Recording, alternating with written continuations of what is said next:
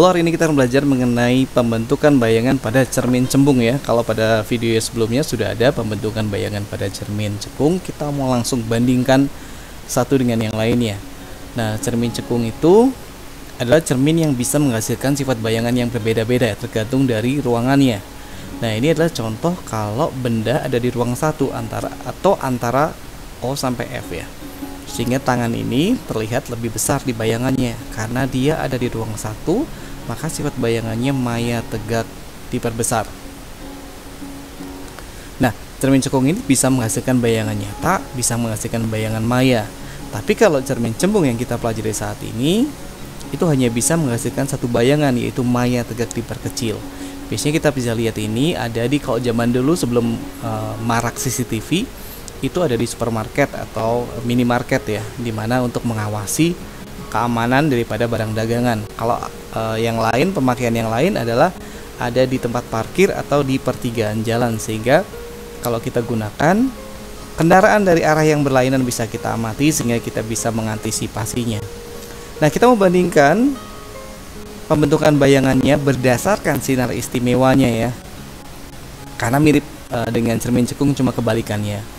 Perbedaan utamanya adalah kalau cermin cekung F dan 2F nya ini tulis M itu sebenarnya sama aja dengan 2F ya, jarak dua fokus atau bukan pusat jari-jari ke lengkungan cermin. Di sini juga sama. Bedanya kalau ini di depan cermin cekung, fokusnya ada di depan cermin. Kalau cermin cembung fokusnya ada di dalam cermin gitu ya. Jadi fokus maya gitu. Oke, kita bandingkan ya. Kalau cermin cekung, sinar datang sejajar sumbu utama, dia diteruskan ke fokus atau dipantulkan ke fokus. Nah, kalau yang cermin cembung, sinar datang sejajar sumbu utama dipantulkan seolah-olah dari fokus. Nah, ini penting ya, putus-putus di sini. Kemudian kalau sinar datang entah dari atas entah dari bawah, ini dari bawah menuju fokus akan dipantulkan sejajar sumbu utama. Kalau di cermin cembung, sinar datang menuju fokus, ini kebetulan dari atas, mau dari bawah sini juga sama, dipantulkan sejajar sumbu utama. Jadi ini diputus-putusin. Nanti pada prakteknya, sinar 1 dan sinar 2 pilih salah satu, jangan dipakai dua-duanya. Kalau kamu mengerjakan cermin cekung kayak sinar 1 dan sinar 2 nya dia memang bisa, tapi cermin cembung enggak. Karena dia nanti akan tumbang tindih dan malah tidak bisa untuk mendapatkan bayangannya. Nah, kemudian sinar yang ketiga, sinar datang melalui jari-jari kelengkungan cermin atau 2F, dipantulkan melalui titik itu juga. Di cermin cembung juga mirip. Jadi kalau sinar datang menuju 2F, dipantulkan ke titik itu juga. Ini juga putus-putus. Dan untuk mengerjakannya cukup sinar 1 dan sinar 3 saja. Karena di cermin cembung itu sifat bayangannya kan selalu maya tegak diperkecil. Jadi udah pakainya pasti 1 dan 3. Nah, saya akan kasih contohnya langsung aja ya. Misalnya kita dapat soal kayak gini. Kita disuruh gambar, saya pakai simbol aja biar cepat ya. Kita disuruh gambar pembentukan bayangan pada cermin cembung di mana fokusnya gede banget. Di mana fokusnya itu misalnya 2 cm.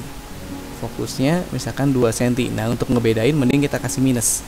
Karena cermin cembung kan fokusnya ada di dalam cermin ya. Kita kasih nilai minus saja. Kemudian tinggi bayangannya kita bikin 1 cm aja. Letak bayangannya untuk kali ini kita bikin 2 cm juga gitu misalnya.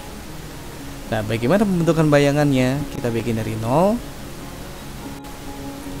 Kita bikin dulu sumbu utama. Kemudian kita bikin lengkungannya. Nah, lengkungannya ini tenang, nggak serumit cermin cekung efeknya. Jadi asal lengkung udah pasti bisa berhasil ya, tanpa kehilangan maknanya. Artinya sifat bayangannya tetap sama. Oke, kita gambar lengkungannya. Pakai warnanya hitam aja.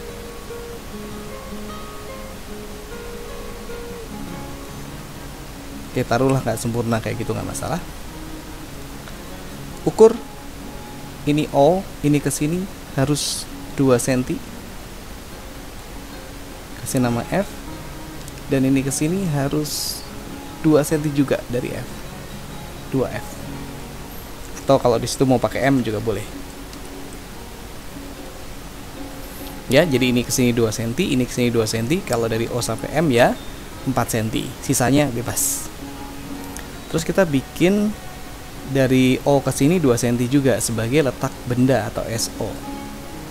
Kalau di buku lain mungkin disebutnya S ya, sama aja. Kita bikin bendanya 2 cm setinggi 1 cm ya. Oke.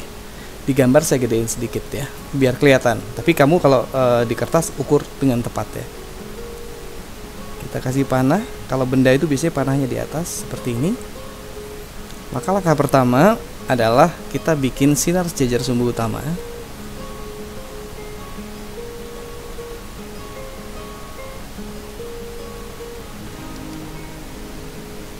Seperti itu. Warnanya jangan hitam juga sih ya. Mending kita kasih warna yang lain. Ini sinar sejajar sumbu utamanya. Kita kasih warna merah misalnya. Dia akan dipantulkan seolah-olah dari fokus. Dah bikin aja kayak gini.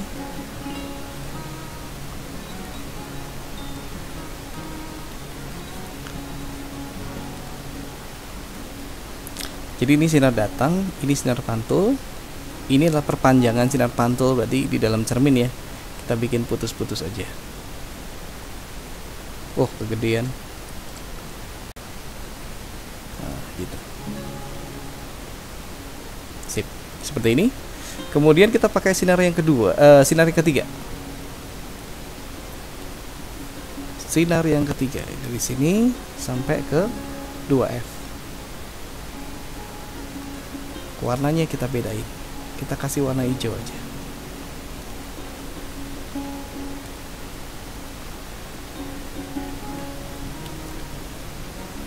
Jadi dia sinarnya datang ke sana, dipantulin juga ke tempat yang sama gitu ya. Jadi ini bolak-balik nih ya.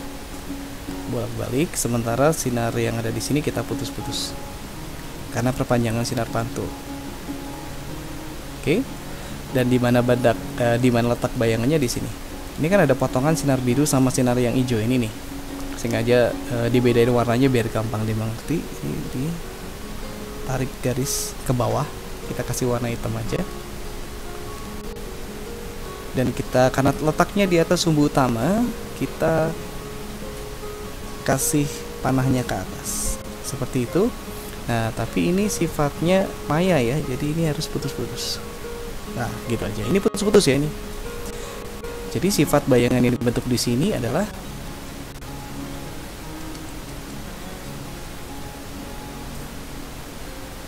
maya tegak diperkecil.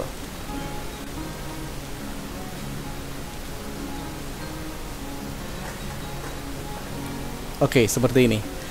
Nah, kalau kalian mau berlatih, kalian bisa gunakan aturan yang ini. Saya kasih 4 soal ya. Nomor 1, 2, 3, 4. Dengan fokusnya sama, 2 cm, tinggi bendanya 1 cm. Nah, sekarang gimana kalau letak bayangannya adalah 1 cm? Soal kedua 3 cm, soal berikutnya 5 cm, dan soal terakhir 7 cm. Oke, selamat berlatih dan sampai ketemu di video berikutnya.